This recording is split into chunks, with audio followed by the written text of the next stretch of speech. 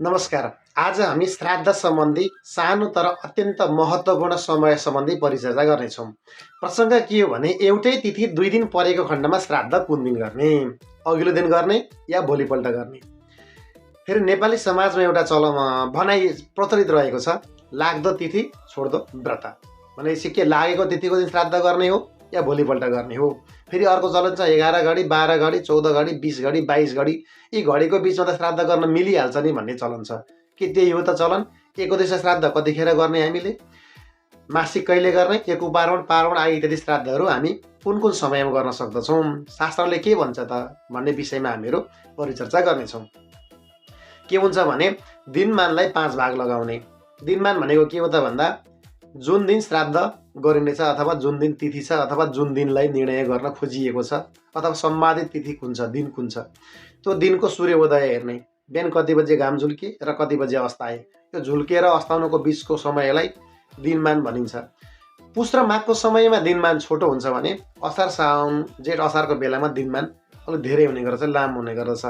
यो समयलाई 5 भाग लगाउने। 5 भाग लगाउँदाखेरि पहिलो भागलाई प्रातः, दोस्रोलाई सङ्ग भनिन्छ, तेस्रोलाई मध्याह्न, चौथोलाई अपराह्न र पाँचौँ अथवा अन्तिमलाई चाहिँ सायंकाल भनिन्छ। प्रातः र सङ्ग जुन अगाडिका 2 भाग छन् यिनीहरूलाई श्राद्धको लागि बताइँदैन। एकोद्दिष्ट श्राद्धको लागि मध्याह्न समय र मासिक पनि एकोद्दिष्ट व्रत भनिएको हुनाले मासिकलाई पनि मध्याह्नको समय लिइन्छ।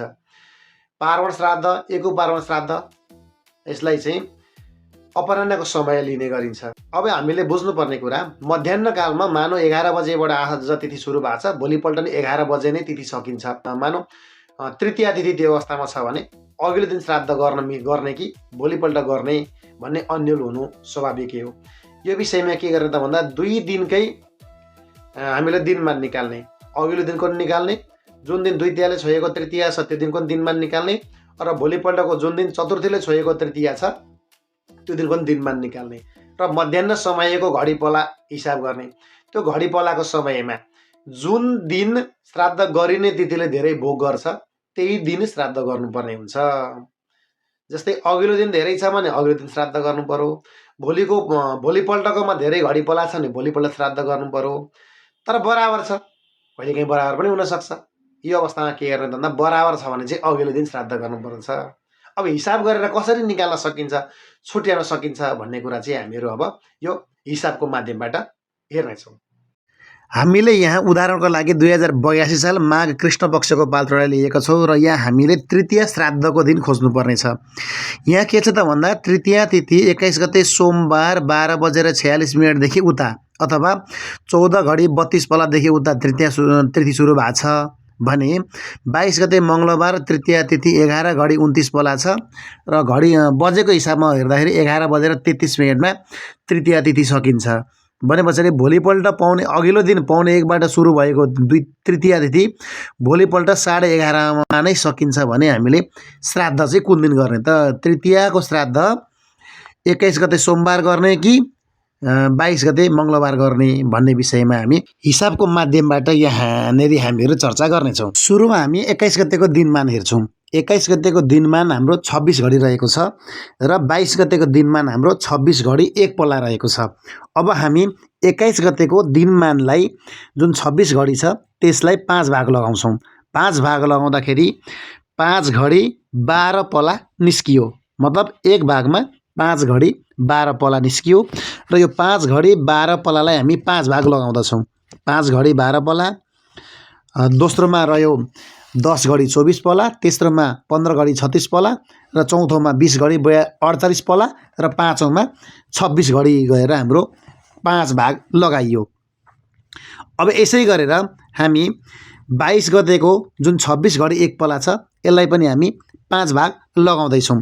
26 घडी 1 पलालाई 5 भाग लगाउँदाखेरि हाम्रो निस्किन्छ 5 घडी 12 पला 12 बिकला निस्क्यो। अब यो 5 घडी 12 पला 12 बिकलालाई पनि 5 भाग लगाउँदाखेरि पहिलो भागमा हुन्छ 5 घडी 12 कला 12 बिकला, दोस्रोमा हुन्छ 10 घडी 24 पला 24 बिकला र यसै गरी हुन्छ 15 36 36 20 48 48 र अन्तिममा रहेर हुन्छ 26 घडी 1 पला चाहिँ रहन्छ। अब यो निस्किएको समयलाई हामीले एकोदिष्ट श्राद्धको लागि हेर्दाखेरि हामीलाई चाहिएको समय भनेको मध्याह्न समय हो। अब यहाँ 21 गतेको अवस्था हेर्दाखेरि 21 गतेको मध्याह्नको समय भनेको हाम्रो 10 घडी 24 पलादेखि लिएर 15 घडी 36 पलासम्मको समयलाई मध्याह्न समय भनिन्छ। अब हाम्रो अर्को छ 22 गतेको 10 घडी 24 पला 24 बिकलादेखि 15 घडी 36 पला 36 बिकलासम्मको समय चाहिँ हाम्रो मध्याह्न समय हो। अब हाम्रो पात्रमा के छ त भन्दाखेरि 21 गते सोमबार 14 घडी 32 पलासम्म द्वितीयाको भाग छ। मतलब 15 घडी 36 पलासम्म जुन मध्याह्नको समयको थियो त्यो मध्याह्नको समय बिचमा 14 घडी 32 पला चाहिँ द्वितीया तिथिले खाइदिसक्यो भने पछाडि अब हाम्रो तृतीया तिथिले मध्याह्नको समय कति भोग गर्यो त भन्दा 15 घडी 36 पलामा 14 घडी 32 पला घटाउँदाखेरि 1 घडी 4 पला तृतीया तिथिले भोग गर्यो। यो कहिले त भन्दा 21 गतेको दिन द्वितीया कटेर तृतीया तिथि लाग्दाखेरि जम्मा जम्मी तृतीयाले मध्याह्नको समय 1 घडी 4 पला मात्रै भेटाएको छ। अब 22 गतेको हेर्दाखेरि 22 गते हाम्रो तृतीया तिथिको घडी पला जम्मा जम्मी 11 घडी 29 पला मात्रै तृतीयाको रहेको छ। अब त्यो दिन मध्याह्नको समय कति हुन्छ 22 गते भन्दा 10 घडी 24 पला 24 बिकलादेखि लिएर 15 घडी 36 पला 36 बिकलाको समय मध्याह्नको समय हो।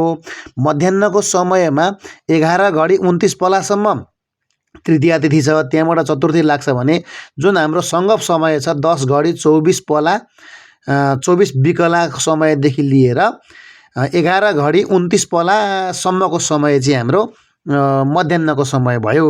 भने पछाडि जुन हाम्रो 11 घडी 29 पला तृतीयाले भोग गरेको समयमा 10 घडी 24 कला 10 घडी 24 पला 24 बिकला चाहिँ हामीले यसबाट घटाउँदाखेरि जम्मा जम्मी तृतीयाले भोग गरेको समय निस्किन्छ 1 घडी 4 पला 56 बिकला।